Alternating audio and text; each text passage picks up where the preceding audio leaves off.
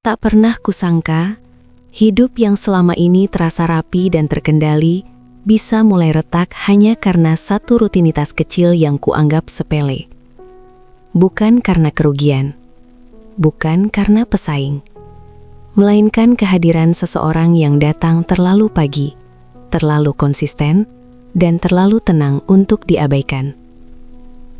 Namaku Ratna. Usiaku melewati 40.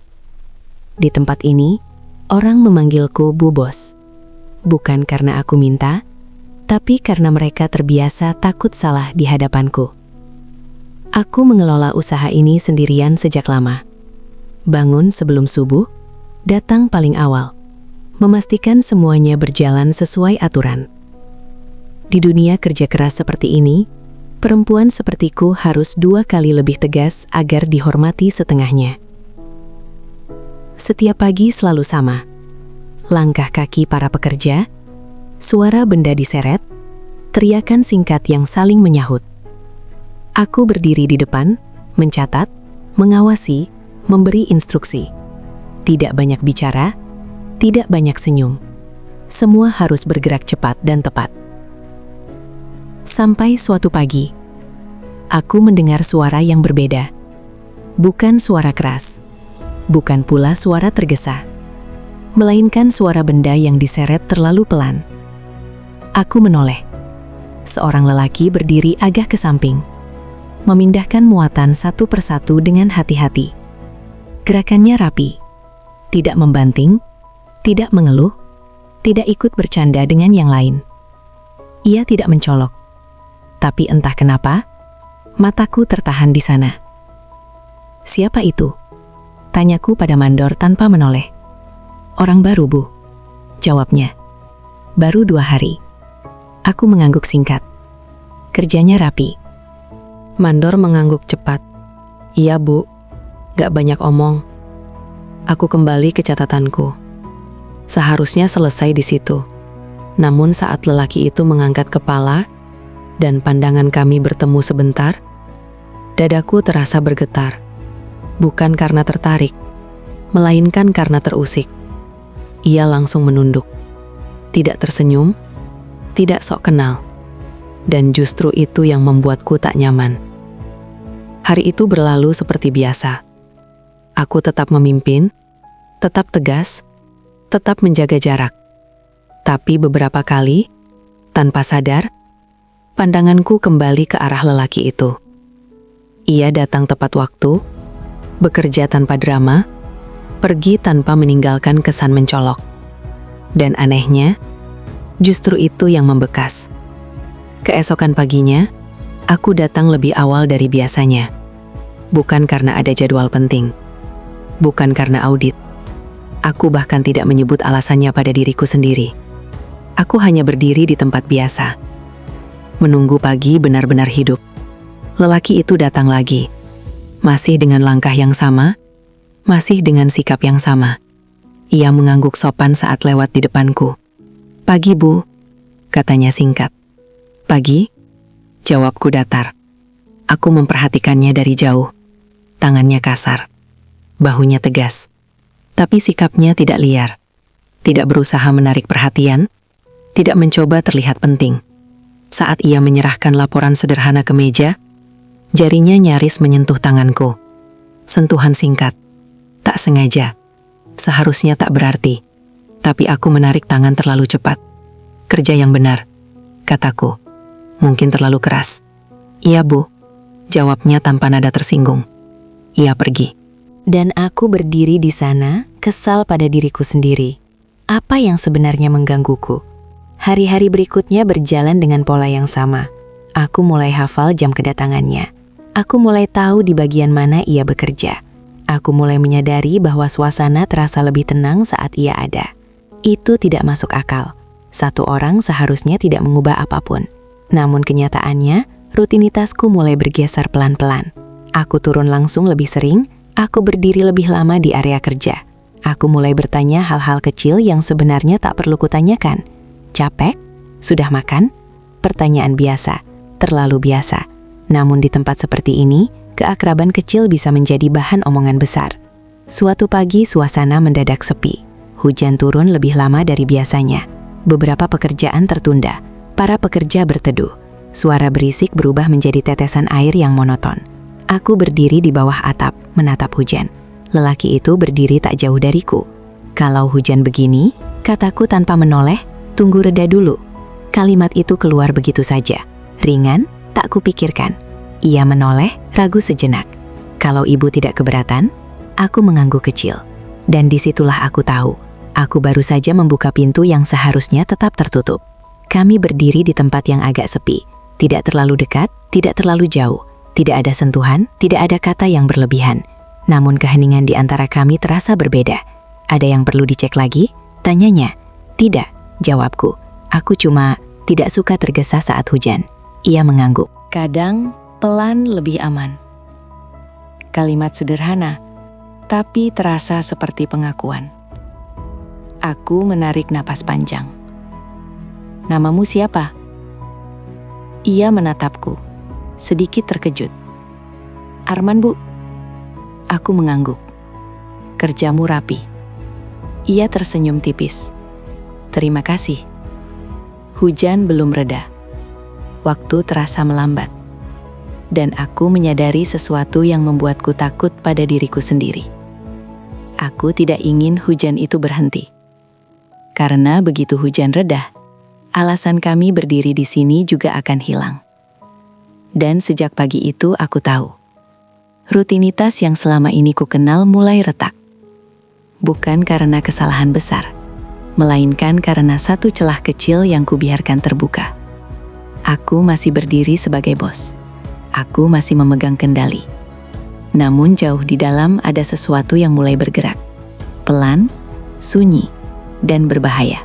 Sejak pagi hujan itu, aku mulai menyadari satu hal yang tidak pernah kuakui sebelumnya. Rutinitas yang rapi bisa terasa menyesakan ketika kita tahu ada celah kecil yang dibiarkan terbuka. Aku tetap bangun sebelum subuh, tetap menyeduh kopi dengan takaran yang sama, tetap datang lebih awal dari semua orang. Dari luar, tidak ada yang berubah. Namun di dalam diriku, sesuatu bergerak pelan. Seperti jarum jam yang mulai terlambat 1 detik, lalu 2, lalu tak lagi tepat waktu. Aku berdiri di tempat biasa, memeriksa daftar pekerjaan, memberi instruksi singkat. Para pekerja datang satu persatu, menyapa sekadarnya. Suara langkah kaki, gesekan benda dan percakapan pendek kembali memenuhi udara. Dan tanpa sadar, mataku mencari satu sosok. Ia datang seperti biasa, tidak tergesa, tidak mencuri perhatian. Ia mengangguk singkat saat melewatiku, lalu langsung bekerja. Tidak ada senyum, tidak ada basa-basi. Seharusnya aku merasa lega, tapi justru disitulah aku merasa aneh. Karena ketenangan itu kini terasa seperti sesuatu yang kutunggu. Aku memalingkan wajah, kesal pada diriku sendiri. Aku memeriksa pekerjaan lain, memastikan diriku sibuk. Namun beberapa menit kemudian, aku kembali melirik ke arah tempat ia bekerja. Ia bekerja dengan cara yang sama seperti kemarin. Rapi, terukur, tidak berisik. Tangannya bergerak dengan irama yang konsisten, tidak terburu, tidak malas. Aku mendekat. "Yang itu jangan dicampur," kataku. "Iya, Bu," jawabnya cepat, lalu menyesuaikan tanpa membantah. Aku mengangguk. "Teruskan." Ia melanjutkan. "Aku seharusnya pergi, tapi kakiku tertahan 1 detik lebih lama dari yang seharusnya." "Kemarin kehujanan," kataku tanpa menoleh. "Masuk angin?" Ia berhenti sebentar, lalu menggeleng. "Tidak, Bu, sudah biasa." Jawaban itu sederhana, tidak mencari simpati, tidak membesar-besarkan. Dan entah kenapa, itu membuatku bertanya lebih jauh. "Sudah lama kerja seperti ini?" "Lumayan," jawabnya. "Sudah terbiasa." Aku menatapnya sekilas. Terbiasa bukan berarti ringan. Ia tersenyum tipis, bukan senyum lebar, melainkan senyum orang yang mengerti. "Iya, Bu, hanya itu." Namun keheningan setelahnya terasa lebih panjang dari seharusnya. Aku berbalik dan pergi, tapi langkahku terasa lebih berat, seolah setiap percakapan singkat tadi meninggalkan sisa yang tak bisa langsung hilang. Hari itu berjalan lebih lambat. Aku beberapa kali salah membaca catatan, salah menghitung, salah mengingat jam. hal-hal kecil yang biasanya tidak pernah terjadi padaku. Aku menyalahkan kelelahan, aku menyalahkan hujan kemarin, aku menyalahkan apapun, kecuali satu hal yang mulai jelas, aku terganggu. Siang hari, saat sebagian pekerjaan selesai, aku duduk sendirian di ruang kerja. Aku menatap cangkir kopi yang sudah dingin. Pikiranku kembali ke suara tenang itu, ke cara ia bekerja tanpa ingin diperhatikan. "Kenapa kamu peduli?" tanyaku pada diri sendiri. Aku tidak punya jawaban. Sore menjelang, para pekerja mulai membereskan alat. Aku berdiri di depan, memastikan semuanya rapi sebelum ditutup. Ia menghampiriku dengan langkah hati-hati. "Bu," katanya, "yang bagian ini sudah selesai. Perlu dicek lagi?" Aku mendekat, berdiri di sampingnya. Jarak kami tidak dekat, tapi cukup untuk membuatku sadar pada detail kecil. Bau keringat yang bersih, bukan menyengat. Napasnya teratur. Sikapnya menunggu, bukan mendesak. Aku memeriksa sebentar. "Sudah benar." Ia mengangguk. "Baik, Bu." Ia berbalik untuk pergi, lalu berhenti sejenak. "Terima kasih." Aku menatapnya. "Untuk apa?" "Sudah bilang kerjanya rapi," katanya pelan. Aku terdiam. "Itu kewajiban," jawabku. Ia tersenyum kecil. "Tetap saja, Bu."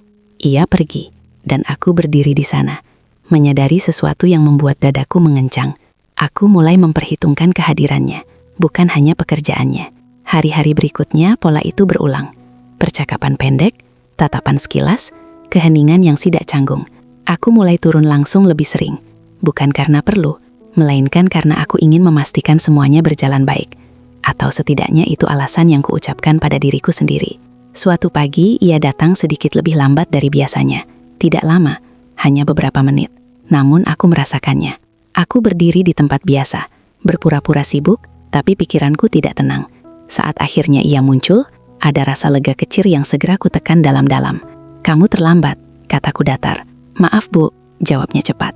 "Ada urusan." Aku mengangguk. "Lain kali jangan." "Iya, Bu." Nada suaranya tetap sama.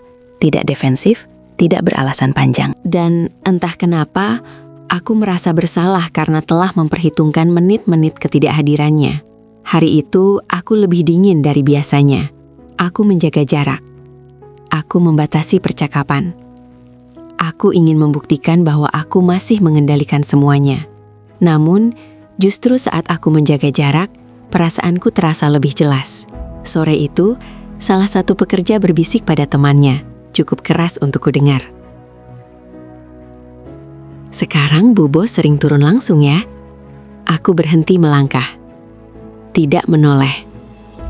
Tapi telingaku panas. Bisikan kecil, tak berbahaya, namun cukup untuk membuatku waspada. Aku tahu, di tempat seperti ini, perhatian sekecil apapun bisa tumbuh menjadi cerita besar. Malamnya, aku pulang dengan pikiran penuh. Aku duduk lama di rumah, menatap jendela. Aku mencoba mengingat kapan terakhir kali aku merasa diperhatikan tanpa tuntutan. Aku tidak ingat. Subuh berikutnya, aku bangun dengan perasaan aneh. Ada dorongan untuk datang lebih awal, lalu ada rasa takut akan dorongan itu sendiri.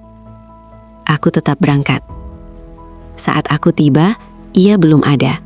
Aku berdiri di tempat biasa, menunggu tanpa mau mengakui bahwa aku menunggu.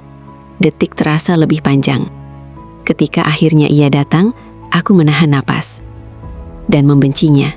Ia mengangguk. "Pagi, Bu." "Pagi," jawabku singkat. Kami bekerja dalam diam. Namun keheningan itu terasa berbeda. Lebih tegang, lebih penuh. Saat pekerjaan hampir selesai, ia berkata pelan, "Bu, kelihatan capek." Aku menoleh cepat. "Apa?" "Capek," ulangnya, ragu. Maaf kalau salah. Aku ingin menegurnya. Aku ingin berkata bahwa itu bukan urusannya. Tapi kata-kata itu tertahan di tenggorokan. "Capek itu biasa," kataku akhirnya. Ia mengangguk. "Iya, tapi tetap capek." Aku menatapnya lebih lama dari seharusnya. "Kamu banyak bicara hari ini." Ia tersenyum kecil. "Biasanya juga, Bu, cuma singkat." Ia benar. Yang berubah bukan dirinya. Yang berubah adalah caraku mendengar. Aku berbalik. Lanjutkan kerja. Ia melanjutkan. Namun saat aku melangkah pergi, aku tahu satu hal dengan pasti. Tatapan di tengah rutinitas ini bukan lagi kebetulan. Ia adalah tanda. Dan tanda-tanda seperti ini, jika dibiarkan, jarang berhenti dengan sendirinya. Aku selalu percaya bahwa bahaya terbesar tidak datang dari keputusan besar, melainkan dari kalimat kecil yang diucapkan tanpa niat apapun. Kalimat yang terdengar wajar, kalimat yang bisa diberi 1000 alasan. Kalimat yang setelah terucap tidak pernah benar-benar bisa ditarik kembali. Pagi itu datang dengan udara yang lebih dingin dari biasanya. Langit menggantung rendah, kelabu, seperti menahan sesuatu. Aku tiba di tempat kerja dengan perasaan yang sulit kujelaskan. Bukan gelisah, bukan juga tenang. Seperti berdiri di ambang pintu, tanpa tahu apakah harus masuk atau berbalik. Aku berdiri di posisi biasa, memberi instruksi singkat, mengangguk pada laporan. Suaraku tetap datar, tapi pikiranku tidak sepenuhnya hadir. Aku mendengar suara hujan mulai turun pelan, bukan deras, hanya cukup untuk membuat orang melambat. Pekerjaan tertunda, beberapa orang berteduh. Suasana yang biasanya riuh berubah menjadi setengah sunyi. Dan di tengah perubahan itu, aku menyadari sesuatu yang membuatku tegang. Aku tidak terganggu oleh sunyi itu. Ia berdiri tidak jauh dariku, tidak melakukan apa-apa selain menunggu. Tangannya dimasukkan ke saku. Kepalanya sedikit menunduk, tidak mendekat, tidak menjauh. Hujan makin rapat. Pekerjaan jelas tidak bisa dilanjutkan. Aku menatap keluar, lalu berkata, tanpa menoleh, tanpa berpikir panjang. Kalau begini, tunggu reda dulu. Kalimat itu keluar begitu saja. Tidak keras, tidak penuh makna, setidaknya begitu kupikir. Ia menoleh. Aku bisa merasakan itu meski tidak melihat langsung. Kalau ibu tidak keberatan, katanya pelan. Aku mengangguk kecil. Kami berdiri di tempat yang sedikit terlindung. Tidak terlalu sepi, tapi cukup jauh dari keramaian. Tidak ada niat apapun selain menunggu hujan berhenti. Setidaknya, itulah yang kuceritakan pada diriku sendiri. Beberapa menit berlalu tanpa kata. Hujan jatuh di atap, menciptakan irama yang konstan. Sunyi yang biasanya membuatku ingin pergi, kini justru membuatku bertahan. Biasanya hujan begini sebentar, katanya, mencoba memecah keheningan. Kadang, jawabku singkat. Aku menyilangkan tangan, udara dingin merambat. Aku tidak sadar bahwa tubuhku sedikit menggigil. Kedinginan? Tanyanya, ragu. Sedikit, jawabku jujur, lalu langsung menyesalinya. Ia menggerakkan bahunya, seperti ingin menawarkan sesuatu, lalu berhenti. Ia memilih diam, dan keputusan itu, tidak berbuat apa-apa, justru terasa lebih menghormati. Aku menarik nafas panjang. Kamu betah kerja di tempat seperti ini? Tanyaku tiba-tiba. Ia menoleh, jelas tidak menyangka pertanyaan itu. Betah atau tidak tetap dijalani, jawabnya setelah jeda. Selama masih bisa kerja dengan tenang. Kamu jarang bicara, kataku. Ia tersenyum tipis. Bicara tidak selalu bikin ringan. Aku menatapnya untuk pertama kali cukup lama. Wajahnya biasa saja. Tidak ada utnya, tidak istimewa. Tapi ada sesuatu di caranya memilih kata, seolah ia terbiasa menimbang sebelum berbicara. Kalau capek? Tanyaku. Ia mengangkat bahu. Capek itu pasti. Tapi capek bukan alasan berhenti. Kalimat itu menyentuh bagian diriku yang lama tak tersentuh. Aku tidak menjawab. Aku tidak tahu harus menjawab apa. Hujan masih turun. Waktu seolah berhenti di sela-sela suara air.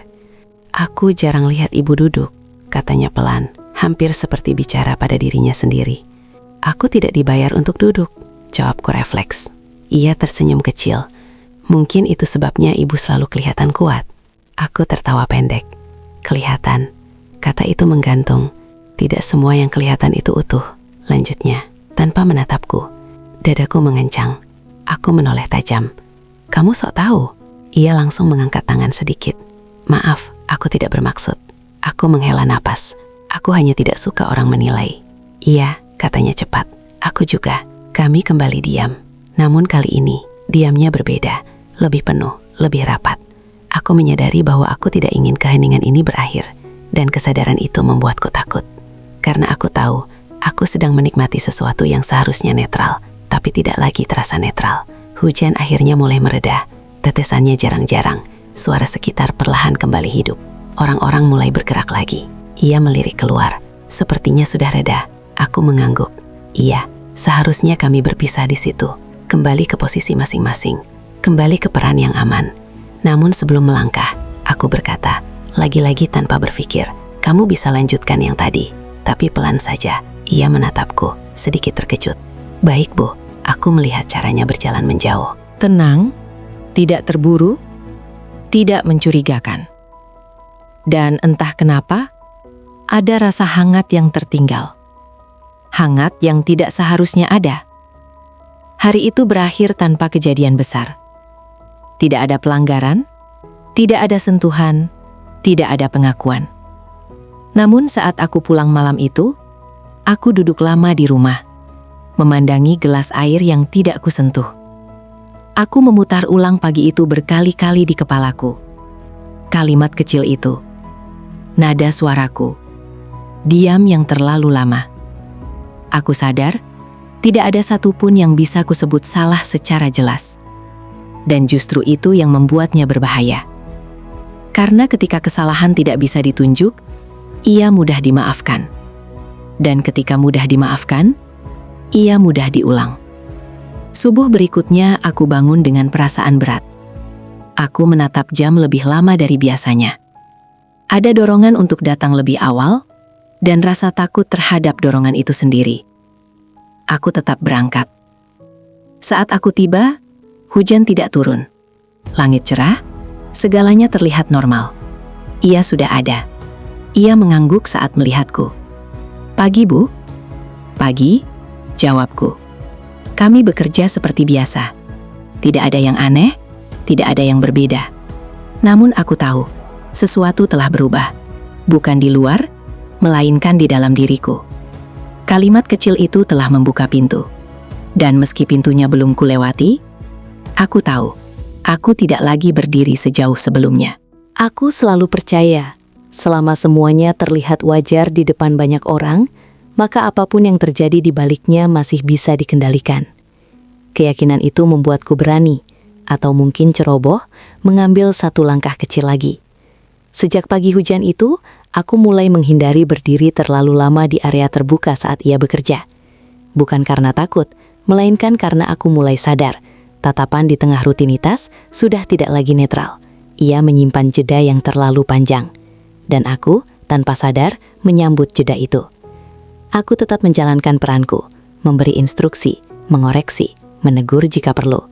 Di hadapan semua orang, aku masih Bu Bos yang sama, tegas, cepat, dan tidak memberi ruang untuk pertanyaan yang tak perlu. Namun kebiasaan kecil menyusup pelan. Aku memilih jalur belakang untuk masuk.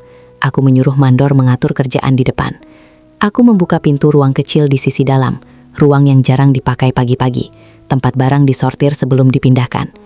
Ruang itu tidak istimewa, dindingnya kusam, lantainya dingin. Sebuah bangku kayu tua berdiri di sudut.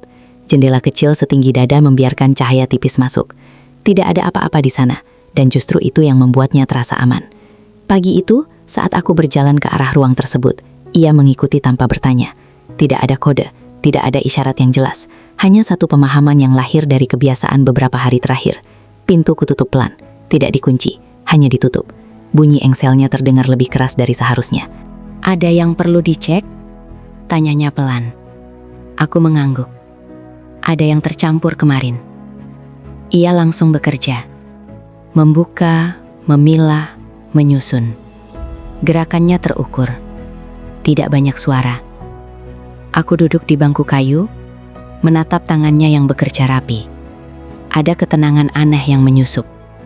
Ketenangan yang tidak kutemukan di tempat lain. Kami tidak bicara selama beberapa menit. Sunyi itu tidak canggung. Justru terasa seperti jeda yang kubutuhkan. Bu sering kesini sekarang, katanya akhirnya.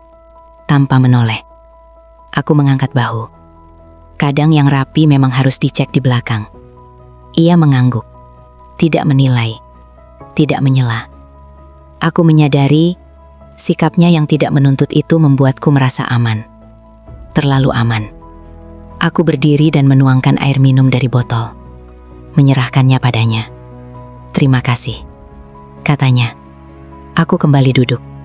Menghela napas panjang. "Capek?" tanyanya. Aku tersenyum tipis. Capek itu sudah jadi kebiasaan. Ia tersenyum kecil.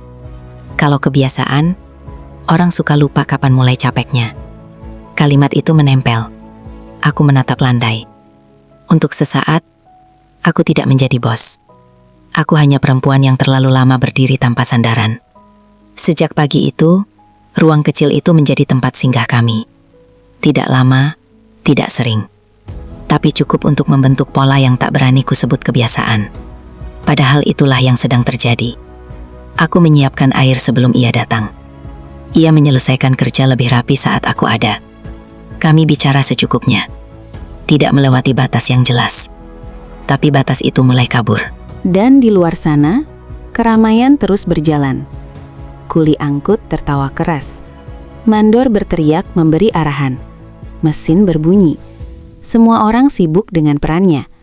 Tidak ada yang menoleh ke ruang kecil di sisi dalam. Tidak ada yang bertanya. Sampai suatu hari, pertanyaan itu muncul. Pelan tapi tajam. "Bu," kata Mandor di siang hari, "ruang kecil itu dipakai tiap pagi?" Aku menatapnya datar. "Ada masalah?"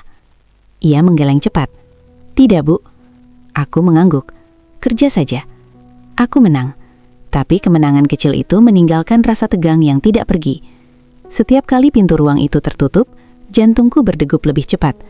Bukan karena takut ketahuan, melainkan karena aku mulai menyukai apa yang kurasakan di dalamnya. Dan menyukai sesuatu yang harus disembunyikan selalu berbahaya. Suatu pagi, ia datang terlambat. Aku sudah duduk di bangku kayu, sendirian. Aku menatap meja kosong, menyadari betapa cepat ruang ini menjadi penting bagiku. Saat ia akhirnya masuk, wajahnya tampak lelah. "Maaf," katanya, "ada urusan." Aku mengangguk. "Kerja saja." Namun sunyi hari itu terasa berbeda, lebih berat. "Kamu kenapa?" tanyaku sebelum sempat kupikirkan. Ia berhenti bekerja, menatap lantai. Ada omongan. Dadaku mengencang. "Omongan apa?" "Biasa," katanya, "orang-orang." Aku menarik napas. "Pasar memang begitu." "Iya," katanya pelan. "Tapi aku nggak mau ibu jadi bahan." Kalimat itu membuatku terdiam. Bukan karena ia membelaku, melainkan karena ia peduli pada sesuatu yang selama ini kujaga sendirian. "Kita harus hati-hati," kataku. Ia menatapku. "Kita ini apa, Bu?" Pertanyaan itu jatuh pelan, tapi tepat. Aku berdiri terlalu cepat. "Kita kerja," jawabku. "Jangan campur yang lain." Ia mengangguk, tidak membantah, tidak memaksa. Dan sikap itulah yang membuatku merasa bersalah. Hari itu aku pulang dengan kepala berat. Aku tahu, ruang kecil itu telah berubah fungsi. Dari tempat kerja menjadi tempat menyimpan sesuatu yang tak berani kusebut. Aku menatap langit malam dari rumah. Angin membawa suara jauh dari tempat kerja. Aku menutup mata dan berbisik pelan. Aku masih bisa berhenti. Namun bagian lain dalam diriku menjawab, tidak semudah itu. Karena ketika kita menciptakan ruang di balik keramaian, kita juga menciptakan dunia kecil yang ingin kita lindungi. Meski tahu, dunia kecil itu rapuh. Dan aku sudah melangkah terlalu jauh untuk berpura-pura belum terjadi apa-apa. Aku selalu menganggap diriku perempuan yang kuat, karena terbiasa sendirian. Nyatanya, aku hanya perempuan yang terlalu lama menahan diri. Sejak ruang kecil di balik keramaian itu menjadi tempat singgah kami, hari-hariku berubah dengan cara yang tidak langsung kusadari. Tidak ada kejadian besar, tidak ada batas yang dilanggar secara terang-terangan. Dari luar, hidupku tetap sama. Bangun subuh, datang paling awal, memberi perintah, menutup hari dengan laporan rapi. Namun di dalam, ada sesuatu yang tumbuh, pelan, sunyi, dan sulit dihentikan. Aku mulai bangun lebih awal dari biasanya. Bukan karena jadwal berubah, bukan karena tanggung jawab bertambah, melainkan karena tubuhku seperti tahu. Sebentar lagi ia akan datang. Kesadaran itu membuatku muak pada diriku sendiri. Aku melawan dengan cara yang paling kukenal, bekerja lebih keras. Aku datang lebih pagi. Aku memeriksa lebih teliti. Aku memotong percakapan yang tak perlu. Aku kembali menjadi bu bos yang dingin dan cepat. Perempuan yang tidak memberi ruang pada apapun di luar kerja. Namun setiap kali kakiku melangkah ke arah ruang kecil itu, jantungku berdegup lebih cepat. Suatu pagi, ia terlambat hampir setengah jam. Aku sudah duduk di bangku kayu, menatap meja kosong. Tanganku dingin, dadaku terasa sempit. Aku memeriksa jam berkali-kali, lalu memaki diriku sendiri karena itu. Ketika akhirnya ia muncul di ambang pintu, napasku terlepas tanpa sadar. "Maaf," katanya. "Ada urusan." Aku mengangguk cepat. "Kerja saja." Namun kelegaan yang muncul membuatku sadar, aku telah menunggunya. Hari itu aku lebih pendiam. Aku menjaga jarak. Aku tidak duduk lama di ruang kecil. Aku ingin membuktikan bahwa aku masih memegang kendali. Tapi justru saat aku menjauh, perasaan itu terasa lebih jelas. Seperti rasa sakit yang baru terasa saat kita berhenti bergerak. Hari-hari berikutnya, kebiasaan kecil mulai membentuk pola. Aku menyiapkan air sebelum ia datang. Ia menyelesaikan pekerjaan lebih rapi saat aku ada. Kami bicara seperlunya, tentang kerja, tentang lelah, tentang hal-hal kecil yang aman. Dan itulah yang membuatnya berbahaya. Karena kebiasaan yang terasa nyaman perlahan berubah menjadi kebutuhan. Suatu pagi ia tidak datang sama sekali. Tidak ada kabar, tidak ada pesan, tidak ada penjelasan. Aku berdiri di tempat biasa lebih lama dari seharusnya. Pekerjaan tetap berjalan, orang-orang tetap bergerak. Tapi ada ruang kosong yang tak bisa kuisi dengan apapun. Hari itu terasa panjang. Aku salah mencatat, salah mengingat. Aku menegur orang tanpa alasan yang jelas. Aku menutup diri di ruang kerja, mencoba menenangkan pikiran yang kacau. Malamnya, aku pulang lebih awal, duduk di rumah tanpa menyalakan lampu. Aku membiarkan gelap mengisi ruangan, berharap gelap bisa menyembunyikan kenyataan. Aku kehilangan sesuatu yang tidak pernah kumiliki secara resmi. Subuh berikutnya, aku bangun dengan tekad baru. Aku harus berhenti. Aku datang ke tempat kerja dengan sikap berbeda. Aku tidak masuk ke ruang kecil. Aku menyuruh mandor mengatur semuanya. Aku berdiri di depan, memastikan semua terlihat biasa. Ketika ia akhirnya datang, ia terkejut melihatku di posisi itu. "Pagi, Bu," katanya. "Pagi," jawabku singkat. "Taruh di sini saja." Ia mengangguk. Tidak bertanya, tidak mencari alasan untuk mendekat. Dan justru sikap patuh itu membuat dadaku nyeri. Kami bekerja terpisah hari itu. Tidak ada sunyi yang aman. Tidak ada percakapan kecil. Tidak ada jeda yang menenangkan. Aku kembali menjadi diriku yang lama. Dan itu seharusnya cukup. Namun sore itu, saat semua orang pulang dan tempat itu kembali sunyi, aku menyadari betapa kosongnya hari tanpa ruang kecil itu. Bisikan mulai terdengar. Bukan keras, tidak jelas, tapi cukup untuk membuatku waspada. "Sekarang Bu Bos sering ke belakang ya? Orang itu kok lancar banget kerjanya." Aku mendengar potongan-potongan itu tanpa menoleh. Aku sudah lama kebal pada gosip. Tapi kali ini, bisikan itu menempel karena ada kebenaran kecil di dalamnya. Suatu siang, seseorang memberanikan diri bertanya, "Bu, ruang kecil itu masih dipakai tiap pagi." Aku menatapnya datar. "Ada masalah?" Ia menggeleng cepat. "Tidak, Bu." Aku mengangguk. "Kerja saja." Aku menang lagi. Namun kemenangan itu terasa rapuh. Malam itu aku tidak bisa tidur. Aku duduk di ruang tamu, menatap jam yang bergerak lambat. Aku bertanya pada diriku sendiri, apa yang sebenarnya aku cari? Perhatian, kelegaan, atau sekadar bukti bahwa aku masih hidup di luar peran yang selama ini kupakai? Jawabannya tidak sederhana. Subuh berikutnya, aku kembali ke ruang kecil itu. Aku duduk di bangku kayu, menunggu tanpa mau mengakui bahwa aku menunggu. Ketika ia masuk, ia berhenti sejenak. "Bu, ada yang perlu dicek," kataku cepat. Ia mengangguk dan bekerja. Namun suasana terasa berbeda, lebih tegang, lebih jujur. "Bu," katanya pelan setelah beberapa saat. "Aku ngerasa kita perlu hati-hati." Aku menatapnya. "Kenapa?" "Orang-orang mulai ngomong," jawabnya. "Aku nggak mau ibu jadi bahan." Kalimat itu membuatku terdiam. "Kita memang harus hati-hati," kataku. Ia menatapku lebih lama. Kita ini apa? Pertanyaan itu kembali muncul. Lebih jelas, lebih tajam. Aku berdiri. Kita kerja, jawabku cepat. Jangan campur yang lain. Ia mengangguk, tidak membantah. Tapi di matanya, aku melihat sesuatu yang belum pernah kulihat sebelumnya. Kecewa yang ditahan. Hari itu aku pulang dengan perasaan bersalah yang tidak bisa kusembunyikan. Aku tahu, aku telah menikmati kehadirannya tanpa memberi ruang yang adil. Aku membiarkan kebiasaan tumbuh, lalu menyangkal konsekuensinya. Dan disitulah aku sadar, ketergantungan ini bukan lagi tentang kenyamanan. Ia telah menjadi beban, bagiku dan baginya. Aku menatap langit malam dari teras rumah. Angin membawa suara jauh dari tempat kerja. Aku menutup mata dan berbisik pelan. Aku harus berhenti. Namun suara lain di dalam diriku menjawab, "Apakah kamu siap kehilangan?"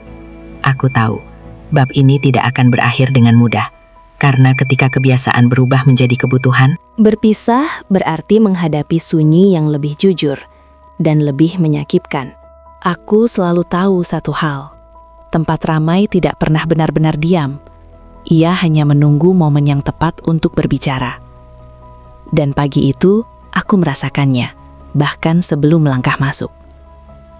Udara terasa berbeda, bukan karena cuaca, bukan karena pekerjaan, melainkan karena cara orang-orang berhenti bicara terlalu cepat ketika aku lewat. Senyum yang datang sepersekian detik terlambat, tatapan yang terlalu singkat, atau justru terlalu lama. Aku berdiri tegak, bahuku tidak turun, langkahku tetap mantap. Jika aku goyah, mereka akan tahu. "Pagi, Bu," sapa mandor. "Pagi," jawabku singkat. "Mulai." Aku tidak menoleh ke ruang kecil di balik keramaian itu. Hari ini aku berniat bersih. Tidak ada alasan, tidak ada singgah. Aku berdiri di depan, memastikan semua berjalan sesuai prosedur. Ia datang tidak lama kemudian. Langkahnya sedikit ragu, tidak seperti biasanya. Ia mengangguk padaku, lalu langsung bekerja tanpa menunggu instruksi. "Taruh di depan saja," kataku cepat. Ia menoleh. "Baik, Bu." Tidak ada tanya, tidak ada usaha mendekat. Dan justru jarak itu terasa seperti dinding yang baru dibangun. Dingin, tapi aman. Setidaknya, begitu yang kuharap. Pekerjaan berjalan, namun bisikan mulai terdengar. Bukan jelas, tapi cukup untuk membuat telinga panas. "Sekarang Bu Bos sering turun sendiri. Orang itu kok kelihatan dekat. Katanya pagi-pagi sering barengan." Aku mendengar potongan-potongan itu sambil berpura-pura tidak mendengar apapun. Aku sudah terlalu lama di tempat seperti ini untuk terpancing oleh gosip mentah. Tapi gosip yang sama diulang-ulang tidak lagi terdengar mentah. Ia mulai terasa seperti cerita. Sore itu, salah satu orang yang sudah lama bekerja mendekat. Nada bicaranya santai, tapi matanya membaca situasi. "Bu," katanya, "belakangan rame juga ya." "Rame kerjaan?" tanyaku balik. Ia tersenyum kecil. "Macam-macam, Bu." Aku menatapnya lurus. "Kalau kerjaan saya tangani, yang lain tidak." Ia mengangguk cepat. "Iya, Bu, maksud saya juga begitu." Ia pergi, tapi kata-katanya tertinggal. Malam itu, aku pulang dengan kepala berat. Di rumah, aku duduk lama tanpa menyalakan lampu. Aku menatap dinding, mencoba merapikan pikiranku. Aku tahu, aku tidak melakukan apapun yang bisa ditunjuk sebagai kesalahan besar. Tapi aku juga tahu, aku telah memberi ruang pada sesuatu yang tidak bisa dijelaskan dengan aturan kerja. Dan di tempat seperti ini, yang tak bisa dijelaskan selalu dianggap salah. Subuh berikutnya, aku bangun dengan tekad baru, menghentikan semuanya. Aku datang lebih pagi. Aku mengumpulkan mandor. Aku memberi instruksi lebih detail dari biasanya. Aku memastikan semua jalur terbuka dan terlihat. Ketika ia datang, aku bahkan tidak menoleh. "Kerja sesuai jadwal," kataku tanpa melihatnya. "Iya, Bu," jawabnya. Nada suaranya datar, tidak tersinggung, tidak mendesak. Tapi justru ketenangan itu membuat dadaku nyeri. Menjelang siang, aku dipanggil ke ruang kecil di sisi depan, ruang yang jarang dipakai untuk urusan ringan. "Ada yang mau klarifikasi," kata seseorang dengan suara halus. Bahasa halus selalu berarti tekanan yang dibungkus rapi. Aku duduk berhadapan dengan dua orang yang kukenal baik. Nada mereka ramah, Senyum mereka dijaga. "Bu Ratna," kata salah satu dari mereka, menyebut namaku tanpa gelar. "Kami cuma mau memastikan suasana kerja tetap kondusif." Aku mengangguk. "Selalu. Belakangan ini ada omongan kecil," lanjutnya. "Kami tahu itu biasa, tapi kami perlu memastikan tidak ada yang mengganggu profesionalitas." Aku menatap mereka satu persatu. Tidak ada perlakuan khusus, semua berjalan sesuai aturan. Mereka tersenyum. Kami percaya. Aku keluar dari ruangan itu dengan langkah mantap, tapi di dalam, dadaku bergetar. Kepercayaan bukan lagi sesuatu yang ku pegang sendiri. Ia kini bergantung pada cerita yang beredar. Sore itu, ia tidak datang ke ruang kecil. Ia menyelesaikan pekerjaannya cepat, lalu pergi tanpa menoleh. Aku berdiri lama di tempatku. Ada dorongan untuk memanggilnya, bukan sebagai atasan, melainkan sebagai manusia. Tapi aku menahan diri. Karena aku tahu satu langkah kecil saja bisa membuat semuanya runtuh. Malamnya ponselku bergetar. Pesan singkat. "Bu, aku rasa sebaiknya aku jaga jarak dulu, biar nggak makin rame." Aku membaca pesan itu berkali-kali. Menjaga jarak. Kalimat yang terdengar dewasa, bertanggung jawab, dan menyakitkan. Aku tidak membalas, karena jika aku membalas, aku tahu apa yang akan kukatakan. Subuh berikutnya ia tidak datang. Pekerjaan tetap berjalan. Orang-orang tetap sibuk. Tidak ada yang berhenti karena satu orang tidak hadir. Dunia tidak runtuh, tapi aku merasakannya. Ruang kecil itu kini benar-benar kosong. Bangku kayu dingin. Jendela kecil terbuka. Tidak ada suara selain dengung jauh dari luar. Aku berdiri di sana sendirian, menyadari satu hal yang tidak bisa kutolak lagi. Aku bukan hanya kehilangan kebiasaan. Aku kehilangan seseorang yang mulai berarti. Dan yang lebih menakutkan, aku kehilangan kendali atas cerita ini. Karena sekarang, bukan aku lagi yang menentukan jaraknya. Bukan aku lagi yang mengatur ritmenya. Bisikan itu telah menemukan jalannya sendiri. Dan aku tahu, bab berikutnya tidak akan memberi ruang untuk pura-pura tidak tahu. Keputusan untuk menjaga jarak seharusnya membuat semuanya reda. Dan di permukaan memang begitu. Tempat kerja kembali berisik, orang-orang bercanda, pekerjaan berjalan seperti biasa. Tidak ada lagi pintu yang sering tertutup, tidak ada lagi jeda sunyi yang mencurigakan, tidak ada lagi alasan untuk berdiri terlalu lama di tempat yang sama. Semua tampak normal, tapi normal seringkali hanya berarti aku belajar menyembunyikan sesuatu dengan lebih rapi. Hari-hari berlalu tanpa kehadirannya. Aku tetap datang paling awal, tetap memeriksa semuanya, tetap berbicara dengan nada tegas yang kukenal baik. Namun setiap pagi, ada satu momen singkat, beberapa detik sebelum semuanya mulai, di mana aku berdiri sendiri dan menyadari betapa sunyinya ruang yang dulu terasa aman. Aku tidak mencarinya, aku tidak menanyakannya, aku tidak menyebut namanya pada siapapun. Namun sunyi punya cara sendiri untuk berbicara. Sore itu, ketika sebagian besar orang sudah pulang, aku masih berada di tempat kerja. Menyusun laporan, menandai angka, mencoba menutup hari dengan rapi. Langkah kaki terdengar dari arah belakang, pelan tapi pasti. Aku menoleh, ia berdiri di ambang pintu, tanpa membawa apapun, tanpa mengenakan seragam kerja, hanya dirinya, dan tatapan yang tidak lagi ragu. "Kita perlu bicara," katanya. Dadaku mengencang. "Sekarang?" "Iya," jawabnya singkat, "kalau bisa." Aku melirik ke sekeliling, tempat itu hampir kosong. Aku mengangguk kecil. "Ke dalam," kataku. Kami berjalan ke ruang kecil di balik keramaian. Ruang yang kini terasa jauh lebih sempit dari sebelumnya. Aku menutup pintu pelan. Tidak dikunci, tapi cukup untuk memisahkan kami dari dunia luar. Kami berdiri berhadapan. Tidak terlalu dekat, tidak juga jauh. Ia menarik napas lebih dulu. "Aku nggak datang buat nyalahin," katanya. "Aku datang karena aku capek diam." Aku menyandarkan punggung ke meja. Aku pikir jarak itu sudah jelas. "Iya," katanya. "Jelas buat ibu, belum buat aku." Nada suaranya tenang. Itu yang membuatku sulit bertahan. "Aku tahu posisiku," lanjutnya.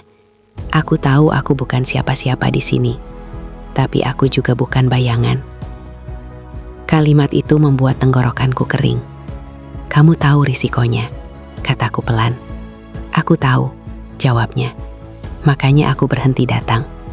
Aku jaga jarak. Aku biarin orang-orang tenang." Ia menatapku lurus, tapi di situ masalahnya, Bu. Aku mengangkat wajah. "Masalah apa?" "Aku menghilang," katanya. "Sementara cerita tentang kita tetap jalan." Aku terdiam. "Aku jadi bahan," lanjutnya. "Dan ibu tetap berdiri di depan, seolah semua baik-baik saja." Aku menelan ludah. "Itu bukan maksudku." "Aku tahu," katanya cepat. "Tapi hasilnya tetap sama." Kami diam sejenak. Sunyi itu bukan lagi sunyi yang aman. Ia sunyi yang menuntut jawaban.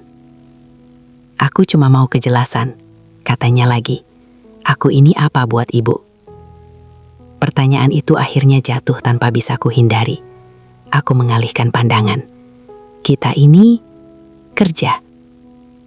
Ia tersenyum pahit. Kalimat itu sudah sering ibu pakai. Aku menutup mata sebentar. "Aku punya tanggung jawab," kataku jujur. "Nama baik, banyak orang bergantung." "Aku nggak minta ibu ninggalin apapun," katanya. "Aku cuma mau tahu, apakah aku berarti atau cuma pengisi sepi." Dadaku bergetar. Aku membuka mata dan menatapnya. Benar-benar menatapnya untuk pertama kali tanpa peran, tanpa jarak. "Kamu berarti," kataku akhirnya. "Tapi tidak dengan cara yang bisa kupelihara." Ia mengangguk pelan. "Berarti, tapi harus disembunyikan." Aku tidak menjawab. "Kalau begitu," katanya, "aku harus berhenti berharap." Kalimat itu terasa seperti pintu yang ditutup pelan, tapi pasti. "Aku nggak mau datang diam-diam," lanjutnya. "Aku nggak mau pergi diam-diam. Aku mau selesai dengan kepala tegak." Aku merasakan panas di mataku. "Apa yang kamu mau sekarang?" Ia menegakkan bahu. "Aku mau pamit. Bukan cuma jaga jarak, tapi pergi." Kata itu menggema di ruangan kecil itu. "Kamu yakin?" tanyaku. Ia mengangguk. "Aku lebih capek jadi setengah-setengah." Aku menatap lantai. "Aku minta maaf." Ia tersenyum kecil. Senyum yang tidak marah, tidak juga lega. "Aku nggak nyesel," katanya. "Aku cuma salah berharap." Ia melangkah ke pintu, lalu berhenti sebentar. "Satu hal lagi," katanya tanpa menoleh. "Aku harap ibu bahagia. Bukan kelihatan kuat, tapi benar-benar bahagia." Pintu tertutup di belakangnya. Aku berdiri lama di ruangan itu. Tidak bergerak, tidak menangis. Hanya berdiri, merasakan sesuatu yang pelan-pelan runtuh. Malam itu aku pulang tanpa singgah kemanapun. Di rumah, aku duduk di ruang tamu dengan lampu mati. Aku membiarkan semua perasaan datang tanpa kuhalau. Aku sadar, aku memilih aman. Dan setiap pilihan aman selalu membawa kehilangan. Subuh berikutnya, aku bangun seperti biasa. Menyeduh kopi, berdiri di ambang pintu. Tidak ada yang kutunggu. Dan itu terasa berbeda dari yang kubayangkan. Aku tahu, bab ini belum selesai. Karena perpisahan yang jujur, seringkali bukan akhir, melainkan awal dari sunyi yang harus dihadapi. Pagi pertama tanpa kehadirannya datang dengan cara yang aneh. Tidak mengejutkan, tidak juga dramatis. Ia datang seperti kabut tipis, pelan, dingin, dan menyusup ke sela-sela kesadaran. Aku bangun seperti biasa. Jam belum menunjukkan waktu yang seharusnya membuatku berdiri, tapi tubuhku sudah terjaga. Tidak ada dorongan untuk bergegas. Tidak ada kegelisahan yang memaksaku bangkit. Hanya kesadaran datar bahwa hari akan berjalan, tanpa dia. Aku duduk di tepi ranjang lebih lama dari biasanya, menatap lantai, mendengarkan suara rumah yang sunyi. Untuk pertama kalinya setelah sekian lama, aku tidak menyiapkan diriku untuk siapapun. Aku menyeduh kopi, duduk sendirian, menyeruputnya tanpa tergesa. Rasanya pahit dan jujur. Di perjalanan menuju tempat kerja, aku menyadari sesuatu yang membuat dadaku mengencang. Aku tidak lagi mengingat jam kedatangannya. Tidak ada perhitungan, tidak ada perkiraan, tidak ada sebentar lagi. Aku sampai, membuka pintu, menghirup bau yang sudah akrab selama bertahun-tahun. Tempat itu hidup seperti biasa. Orang-orang datang, bekerja, bercanda, bertanya. Semua bergerak sesuai perannya. Tidak ada yang bertanya kemana ia pergi. Tidak ada yang menyebut namanya. Dunia tidak berhenti hanya karena satu orang memilih pergi. Dan justru itu yang membuatku goyah. Aku berdiri di depan, memberi instruksi, menegur seperlunya. Aku kembali menjadi diriku yang lama. Perempuan yang dikenal kuat, tegas, dan tidak mudah goyah. Namun, setiap kali aku berhenti sejenak, ada ruang kosong yang terasa lebih nyata dari suara apapun. Ruang kecil di balik keramaian itu kini benar-benar kosong. Aku tidak masuk ke sana. Tidak hari ini. Aku tahu, jika aku masuk, aku akan duduk di bangku kayu itu dan menyadari betapa cepat sebuah tempat berubah menjadi kenangan. Siang hari, salah satu pekerja mendekat, membawa laporan. "Bu," katanya, "yang bagian ini sudah beres." Aku mengangguk. "Baik." Ia ragu sejenak. "Bu, kelihatan capek." Aku tersenyum tipis. "Biasa." Ia pergi, dan senyum itu langsung runtuh. Aku duduk sendirian, menatap catatan yang sebenarnya sudah kukenal luar kepala. Aku menyadari betapa seringnya aku dulu mengisi jeda dengan kehadiran seseorang. Bukan untuk bekerja, melainkan untuk merasa ditemani. Malam itu, aku pulang lebih cepat dari biasanya. Rumah terasa lebih besar, lebih kosong. Aku tidak menyalakan lampu. Aku duduk di sofa, membiarkan gelap mengisi ruangan. Dan disitulah perasaan itu datang tanpa bisa kuhentikan. Sepi. Bukan sepi karena tidak ada orang, melainkan sepi karena tidak ada yang menunggu. Aku teringat caranya berdiri tanpa banyak bicara, caranya bekerja tanpa ingin dipuji, caranya menatap tanpa menuntut. Semua itu kini terasa seperti sesuatu yang tidak pernah kualami. Padahal baru kemarin, aku memejamkan mata. Untuk pertama kalinya aku membiarkan air mata jatuh. Tidak banyak, tidak terseduh. Hanya cukup untuk mengakui bahwa aku kehilangan sesuatu yang nyata.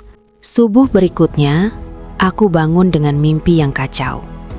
Dalam mimpi itu, aku berdiri di ruang kecil itu sendirian, memanggil namanya, tapi suaraku tidak keluar. Aku terbangun dengan napas pendek. Aku tidak langsung bangkit. Aku membiarkan subuh berlalu tanpa aku sambut. Ketika akhirnya aku bangun, matahari sudah naik.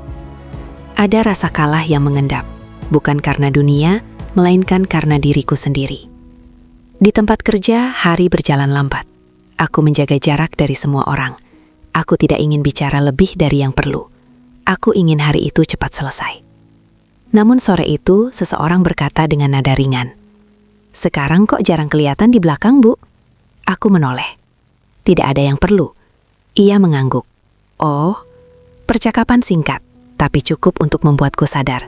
Orang-orang juga memperhatikan keheninganku.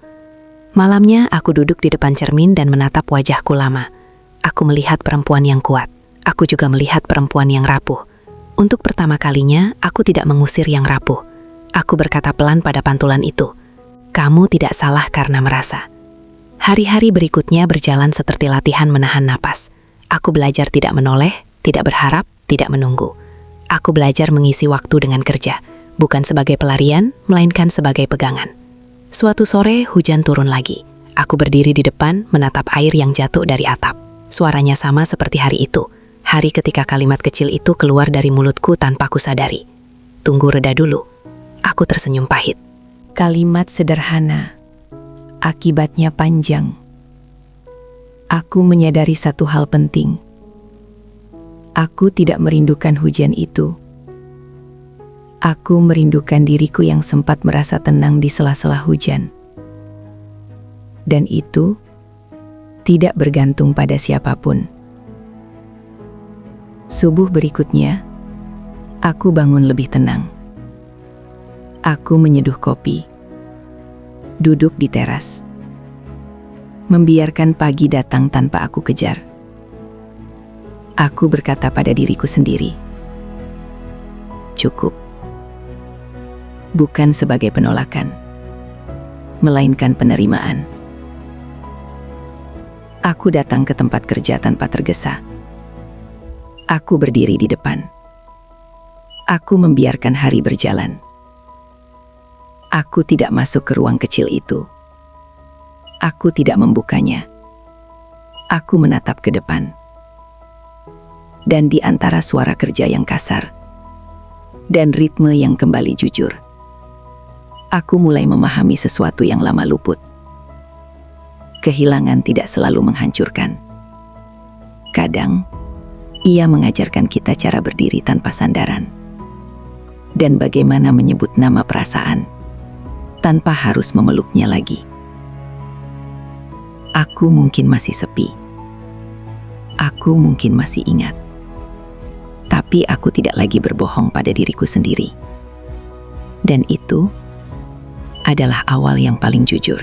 Aku selalu berpikir bahwa selama aku diam, cerita akan lelah dengan sendirinya. Ternyata aku salah. Diam tidak pernah menghentikan cerita. Ia hanya memberi ruang bagi orang lain untuk menulis versinya sendiri. Pagi itu aku merasakannya, bahkan sebelum masuk. Cara orang-orang menoleh, lalu berpura-pura sibuk. Cara percakapan terhenti setengah kalimat. Cara senyum muncul terlalu cepat atau justru terlambat. Semua itu bukan kebetulan. Tempat ini sedang membicarakanku. Aku berjalan masuk dengan langkah yang kuatur pelan tapi mantap. Aku tidak menunduk, aku tidak mempercepat langkah. Jika aku terlihat tergesa, mereka akan mencium ketakutan. "Pagi, Bu," sapa seseorang. "Pagi," jawabku singkat. Aku berdiri di depan, memberi instruksi seperti biasa. Suaraku terdengar normal di telingaku sendiri, dan itu cukup. Pekerjaan dimulai. Suara kerja kembali memenuhi ruang. Dari luar, semuanya tampak berjalan seperti hari-hari sebelumnya. Namun aku tahu, di balik suara itu, ada telinga yang menunggu celah. Menjelang siang, seseorang yang sudah lama bekerja menghampiriku. Wajahnya ramah, tapi matanya penuh pertimbangan. "Bu," katanya pelan. "Belakangan ini, rame juga." Aku menatapnya lurus. "Rame kerjaan?" Ia tersenyum kecil. "Macam-macam, Bu." Aku mengangguk. "Kalau kerjaan, saya tangani. Yang lain, tidak." Ia paham, ia mundur. Tapi aku tahu, percakapan itu tidak berhenti di situ. Sore hari, aku dipanggil untuk bertemu beberapa orang yang biasa mengurus banyak hal di tempat ini. Bahasa mereka halus. Nada mereka rendah. Tidak ada tuduhan langsung. Tidak ada pertanyaan yang menohok. Justru itulah yang membuatnya menekan. "Kami cuma ingin memastikan suasana tetap kondusif," kata salah satu dari mereka. Aku mengangguk. "Selalu begitu." "Nama baik tempat ini penting," lanjutnya. "Bukan hanya untuk satu orang." Aku menatap mereka satu persatu. Aku mengerti. Aku keluar dari pertemuan itu dengan punggung tegak, tapi di dalam, dadaku berdenyut pelan. Aku tahu, kepercayaan kini bukan lagi milikku seorang. Ia berada di tangan banyak orang, dan mereka sedang menimbang. Malam itu, aku pulang dengan langkah yang terasa lebih berat. Di rumah, aku duduk lama tanpa menyalakan lampu. Aku memandangi ponsel di meja, ragu antara membuka atau membiarkannya diam. Getaran kecil memecah keraguan itu. Pesan masuk. "Bu, aku dengar omongan makin kemana-mana. Aku minta maaf." Aku membaca pesan itu berulang kali. Ada rasa perih yang muncul, bukan karena gosip, melainkan karena aku tahu ia ikut menanggung beban dari cerita yang tidak sepenuhnya ia tulis. Aku mengetik perlahan. "Ini bukan salahmu." Balasan datang cepat. "Kalau perlu, aku bisa jelaskan ke siapapun." Aku menutup mata. Hatiku ingin berkata iya. Kepalaku tahu itu akan memperpanjang segalanya. Jika ia bicara, cerita akan punya wajah. Jika cerita punya wajah, orang akan menuntut detail. Aku membalas jujur. "Tidak perlu, aku akan urus dengan caraku." Tidak ada balasan setelah itu. Subuh berikutnya, aku bangun dengan perasaan yang berbeda. Bukan takut, melainkan siap. Aku menyeduh kopi dan duduk di teras, menatap langit yang masih pucat. Aku berkata pada diriku sendiri, kalau harus selesai, biarlah selesai dengan terang. Di tempat kerja, aku mengumpulkan orang-orang penting sebelum hari benar-benar dimulai. Aku berdiri di depan mereka, tanpa catatan, tanpa pengantar panjang. Ada cerita yang beredar, kataku. Aku dengar. Mereka diam. Aku tidak akan membahas urusan pribadi, lanjutku. Yang perlu kalian tahu, tidak ada pelanggaran, tidak ada permainan, tidak ada yang dirugikan. Aku berhenti sejenak. Mulai hari ini, semua proses terbuka. Tidak ada ruang khusus, tidak ada perlakuan berbeda. Tidak ada yang menyela, tidak ada yang menantang. Beberapa mengangguk pelan. Beberapa hanya diam, tapi diam yang mendengar. Hari itu terasa panjang. Gosip belum berhenti, tapi nadanya berubah. Tidak lagi liar, tidak lagi penuh dugaan. Orang-orang mulai kehabisan bahan. Sore menjelang, aku berjalan sendiri ke ruang kecil di balik keramaian itu. Untuk pertama kalinya setelah sekian lama, aku membukanya dengan sadar. Bukan untuk bersembunyi, melainkan untuk menutupnya. Aku membersihkan bangku kayu, menata ulang meja, membuka jendela lebih lebar. Cahaya sore masuk tanpa dihalangi. Ruang itu kembali menjadi apa adanya, tempat kerja, tanpa makna ganda. Malamnya, ponselku kembali bergetar. Terima kasih sudah jujur. Pesan singkat. Dari dia. Aku menatap layar lama, lalu membalas singkat.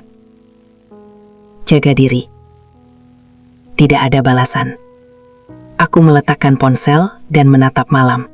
Ada kesedihan yang masih tinggal, tapi ada juga kelegaan yang mulai tumbuh.